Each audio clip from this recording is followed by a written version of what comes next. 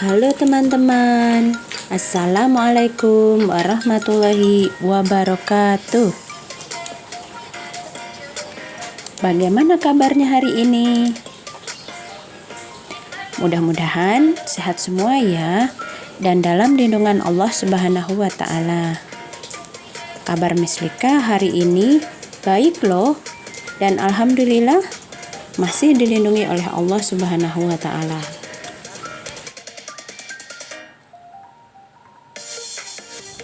Baiklah, mari kita mulai belajar hari ini dengan membaca basmalah bersama-sama. Bismillahirrahmanirrahim.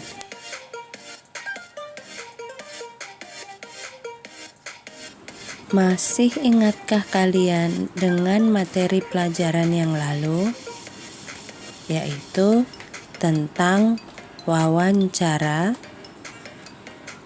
Seperti yang kalian telah ketahui, bahwa terdapat 3 tahap dalam kegiatan wawancara. Yang pertama, tahap persiapan. Yang kedua, tahap pelaksanaan wawancara. Dan yang terakhir adalah tahap laporan wawancara. Tahap persiapan wawancara dan pelaksanaan wawancara telah kita lakukan bersama-sama. Maka, saatnya kita menyelesaikan tahap terakhir, yaitu tahap laporan wawancara. Kalian tentu dapat mengetahui format laporan wawancara. Coba sebutkan, terdiri dari apa sajakah format laporan hasil wawancara? Yap, benar sekali. Format laporan hasil wawancara terdiri dari 6 bagian. Bagian yang pertama adalah latar belakang. Yang kedua, maksud dan tujuan. Bagian yang ketiga, topik wawancara. Yang keempat adalah waktu dan tempat kegiatan. Bagian yang kelima adalah laporan hasil wawancara. Dan yang terakhir adalah kesimpulan. Mari teman-teman, kita selesaikan laporan hasil wawancara kita. Tapi jangan lupa ya, siapkan catatan hasil wawancaramu dan video wawancaramu. Berikut ini adalah hasil catatan wawancara Mislika dan video wawancara Mislika. Setelah ini, kita akan buat laporannya ya.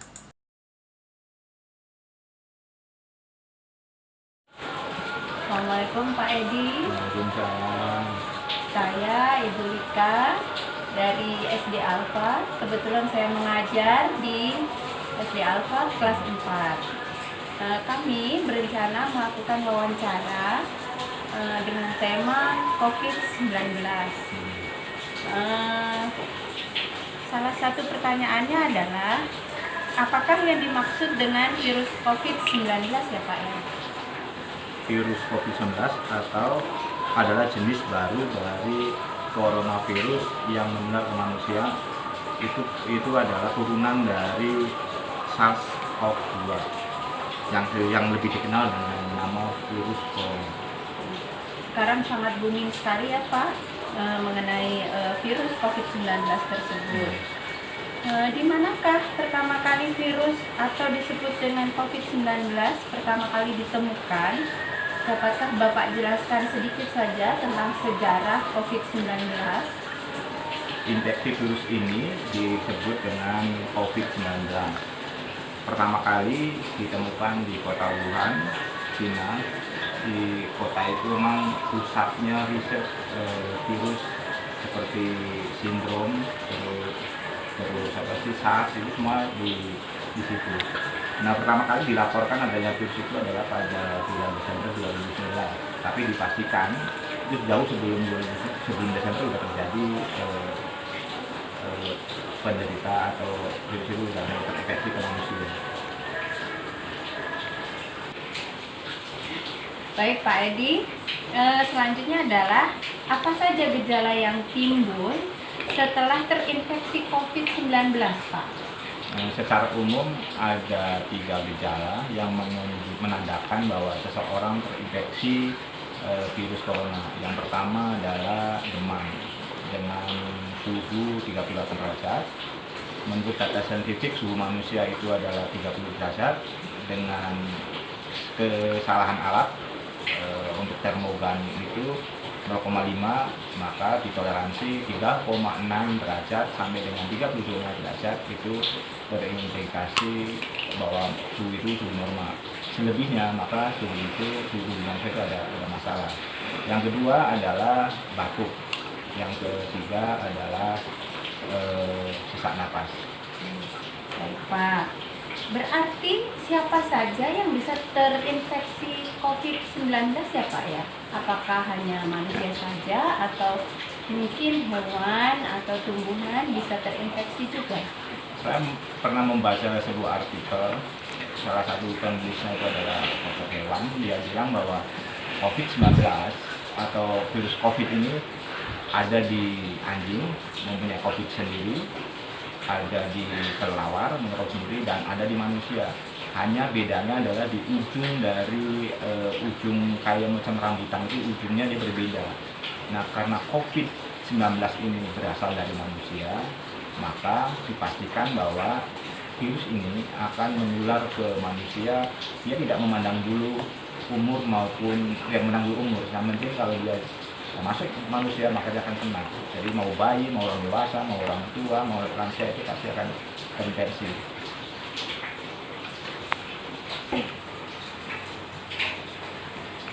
Baiklah Pak, jika gejalanya seperti tadi, yaitu demam, batuk, kemudian disertai dengan sesak nafas, gejala-gejala tersebut secara umum biasanya kita rasakan saat sakit.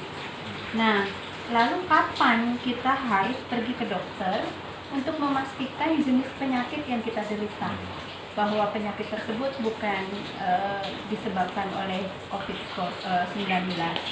Ya, jika gejala umumnya tadi demam, batuk, dan sesak napas muncul 2 minggu setelah kembali dari daerah yang memiliki kasus COVID-19 atau berinteraksi dengan penderita infeksi virus corona, maka lebih baik dipusatkan ke dokter. Namun bila tidak mengalami gejala akut, alangkah lebih baiknya jika si orang itu harus berdiam diri di dalam rumah selama 14 hari, karena itu standar dari para dokter. Jadi jangan berinteraksi dulu ke luar, di rumah untuk memutus rantai penyebaran virus corona. Demikian ya. Lalu mengapa infeksi virus COVID-19 harus dicegah Pak? Pada kasus yang parah, infeksi virus corona itu bisa menyebabkan beberapa komplikasi. Di antaranya adalah gagal ginjal, infeksi sekunder pada organ lain, atau akut kardiak injur, dan yang lebih ditakutkan adalah menyebabkan kematian.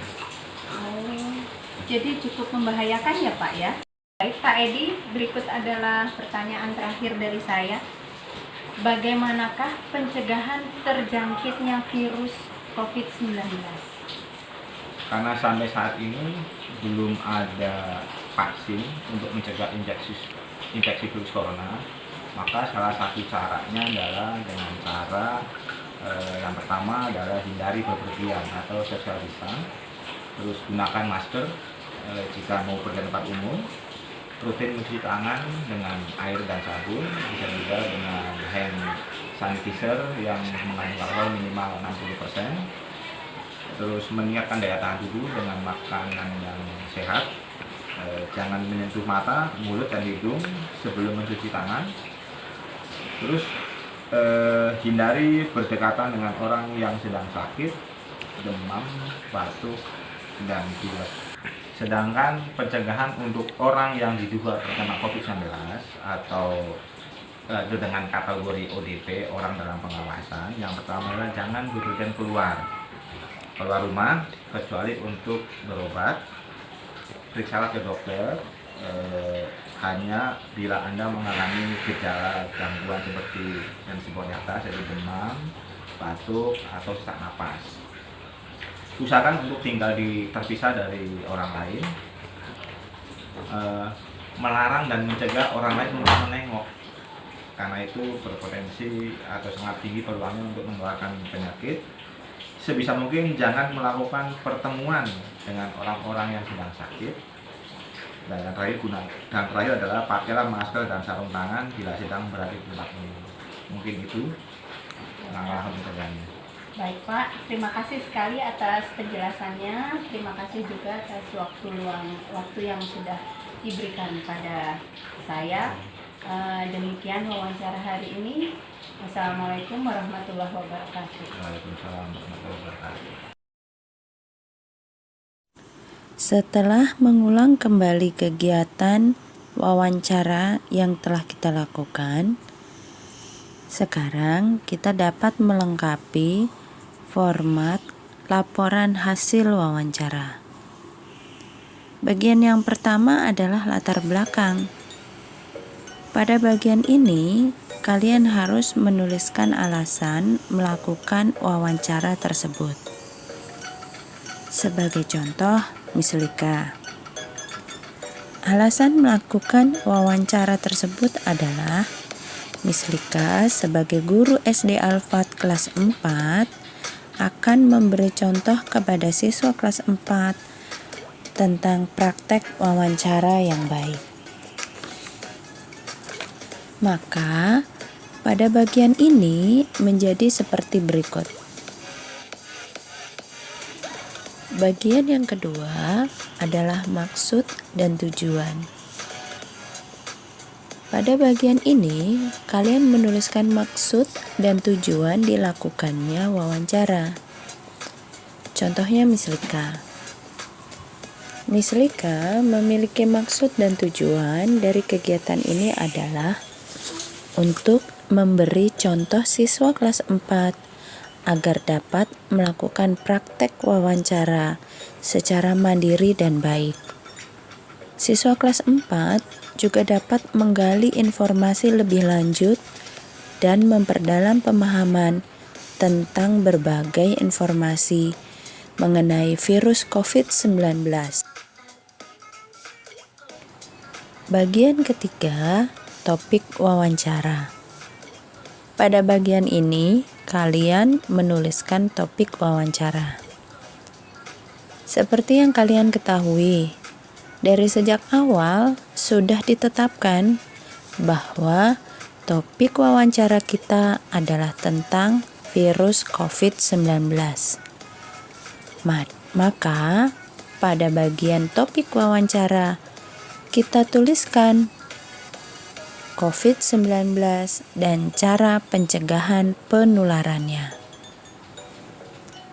Kita lanjutkan bagian yang keempat, waktu dan tempat kegiatan. Sedangkan pada bagian ini, kalian tuliskan waktu dan tempat pelaksanaan kegiatan wawancara.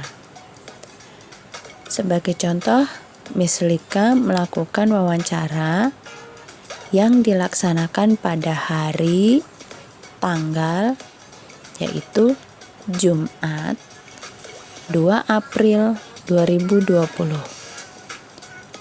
Bertempat rumah kediaman Pak Edi Sanjaya, Tangerang Selatan. Kita lanjutkan pada bagian kelima, yaitu bagian laporan hasil wawancara. Pada bagian ini, kalian menuliskan kembali narasumber, pewawancara, dan hasil wawancara. Sebagai contoh, wawancara yang telah Mislika lakukan. Narasumbernya adalah Dr. Edi Sanjaya. Hasil wawancara. Pada hari Jumat 2 April 2020 pukul 8 sampai dengan 9 waktu Indonesia Barat, saya melakukan wawancara kepada Dr. Edi Sanjaya tentang COVID-19 dan cara pencegahan penularannya. Berdasarkan wawancara tersebut diketahui bahwa SARS Acute Respiratory Syndrome Coronavirus 2 atau SARS-CoV-2 yang lebih dikenal dengan nama virus corona adalah jenis baru dari coronavirus yang menular ke manusia. Infeksi virus ini disebut COVID-19 dan pertama kali ditemukan di kota Wuhan, Cina pada akhir Desember 2019 dan seterusnya. Pada bagian ini, lengkapilah hasil wawancara dengan informasi yang disampaikan oleh narasumber. Bagian terakhir atau bagian ke-6 adalah kesimpulan. Tuliskan kesimpulan dari seluruh isi wawancara. Contohnya, COVID-19 adalah penyakit yang penularannya sangat mudah. Penyakit ini sangat membahayakan bagi kehidupan manusia. Maka sebaiknya kita melakukan social distance, gunakan masker, rutin mencuci tangan, hindari orang yang sakit flu, jaga kebersihan dan kondisi kesehatan agar terhindar dari terinfeksi virus ini. Nah, seluruh bagian dari hasil laporan wawancara telah lengkap. Kini saatnya kalian melengkapi hasil laporan wawancara kalian berdasarkan wawancara COVID-19 yang pernah kalian lakukan. Selamat belajar. Mislika tunggu hasil laporannya ya teman-teman. Demikianlah pembelajaran hari ini. Mari kita akhiri pembelajaran hari ini dengan membaca hamdalah bersama-sama. Alhamdulillahirabbil alamin. Sampai bertemu di pembelajaran yang lain. Wassalamualaikum warahmatullahi wabarakatuh.